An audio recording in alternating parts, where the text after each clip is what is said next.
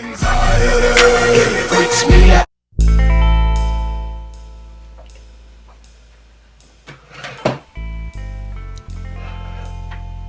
Hey guys, welcome to another segment of BAM. So today what I want to talk about is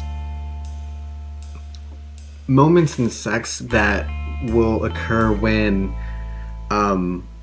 we're not really into the moment with one another.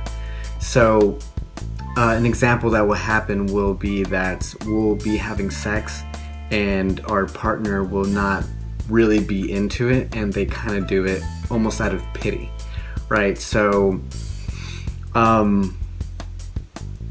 you'll see in their eyes, it's almost like doll eyes. So personally, I think they're really creepy, but you can kind of see that they kind of mimic, human eyes, but they are missing something. It doesn't have that soulfulness behind it, and it's kind of shallow. So we'll look at this glimpse of, that they'll be open, and then basically what happens is that they're closed. And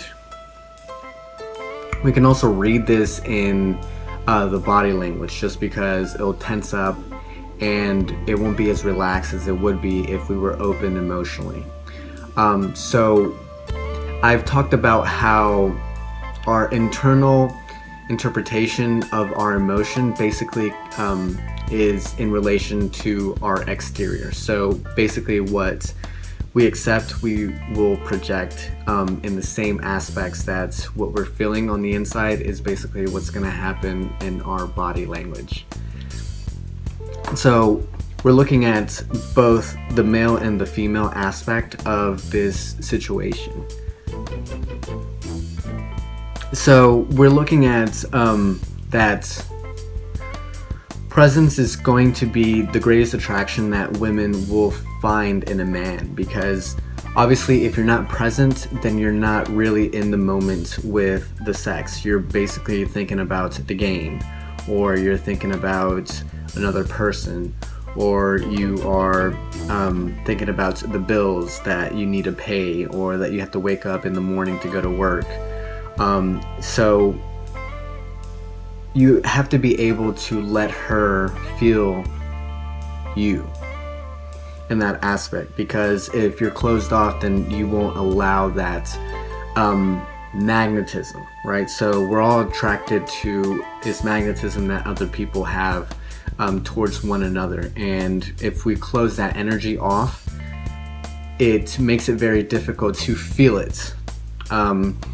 So a great example that you can use is if you're in a social setting and you're talking to someone and you can feel that they have some hostile or some animosity towards you, and they don't even have to say anything, you just feel it off their energy. And this is a projection that we're going to have for mental and physical attributes. And this is basically through our nervous system that we're going to have.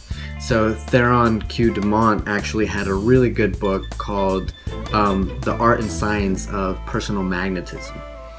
And what he talks about is that we can manipulate the environment and the atmosphere through our thoughts and through our actions, because basically what we're made out of is energy. And quantum physics actually supports this idea, just because we're 99.9% non-matter. The latter is going to be basically anything that's light. So we're a manipulation of light and a little bit speck of energy. So what it's going to be a metaphor is willpower. So the willpower that we can have for an array of things. So we're emanating this willpower in sex. So we're also looking at not being distracted. So if we're ever distracted, what you want to do is kind of go back into the sensations, the feelings, the smell, the environment, her body. Women are very sensitive to this, and this is going to be a metaphor for a lot of the things that you're going to do in the rest of your life as a man, because the way that you penetrate your woman, in essence, is the way that you penetrate the world.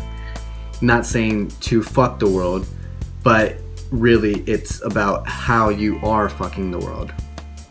So if you feel weak as a person, your erection with your woman won't be the same thing. So it'll translate, right? And they'll feel that off of you. And the best indicators of how we're doing in life will be our women, just because they know us the best. And you know that you can't actually lie to them, because they will sense that off of you. You don't even have to say anything, because they can already read it off your energy. And this is the personal magnetism that we're talking about again. So, you know, they'll basically see if your mind is like a shallow puddle or a deep ocean, you know, if it has depth. And you can ask any woman and they'll definitely tell you whether a man has depth. Now, they can also see it within the breath, because the way that we concentrate ourselves is basically on our breath. And this is very important, because if we start breathing as if we were angry, we'll start to feel angry. Or if we start to breathe as if we were frightened, we will basically feel scared. And you can translate this into sex, because once you are unified as one, you can even orgasm by simultaneously breathing together at the same rhythm. And I'm not really sure why this phenomenon actually occurs, but it's more about the synchronicity that you have with one another, because everything dissolves. And it's not about the physical aspect, it's more about the depth that's actually bringing within the emotions and the physical sensations within the stimulation. So mostly what all of this is about trust. So if you don't even trust yourself, then how can your woman actually trust you? There's no way that a person will follow a leader who doesn't know where they're going. Same aspect. So within the same idea, we're surrendering. And surrendering is not about weakness. It's more about letting go of the resistance that we have and all the tension that we will have as we are going through the motions of our daily lives, and, you know, finally come home to our partner, our girlfriend, our lover, our wife, and we can't, you know, be our fullest because we feel like we have been drained and kicked around all day. So in the woman aspect, and this will be a limited perspective just because I'm not actually a woman, but what I can do is just give you some pointers and tips about what would help a man help a woman to be open and him to be present.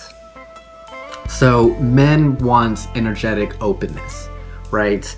They want the responsiveness, they want the moans, they want the riffs and the orgasms. It makes them feel alive. It makes them feel like they're in the motions and they're in the moment with you. And that allows the presentness from him, because he feels like every action that he's doing is creating something. He's at the cause and not the effect of something. And this is about the physical aspect and the mental aspect of the energy that he's emanating towards you. So as he's thrusting inside you, he feels like it's powerful, and you'll feel that it's powerful. And if you don't kind of give some immediate feedback, he won't feel like you're enjoying it, and that will basically lower his inhibitions to continue having sex because you're not enjoying it. So there's nothing that he can do because he's not sufficient or not up to par as a man to fulfill your desires and needs. Faking it is not going to count. So what you want to do is, you know, feel his presence, and it's basically a dance. So you can't be open if he's not present, and he can't be present if you're not open. So it's little by little. So if you need to, you know, kind of get him out of his head, kind of make him feel in his body, whether it's, you know, performing fellatio, or whether it's like tickling him or something like that, if he's ticklish, or in aspects about like kissing his body. So he's not in his head. It's not about this whole POV idea of pornography, right? So it will be more about the sensations that he will feel.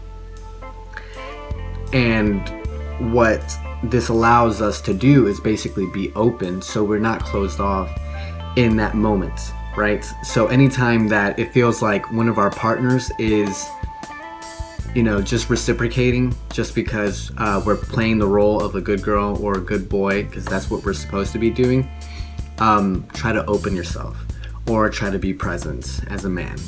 So guys, I hope this works, little by little, right?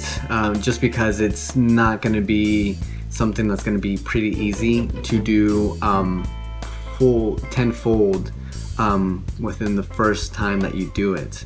So hopefully it works the first time and you can kind of feel that sensation and kind of build upon it and then continue on with this practice. Alright guys, so I'm out and about what I just talked about. Peace.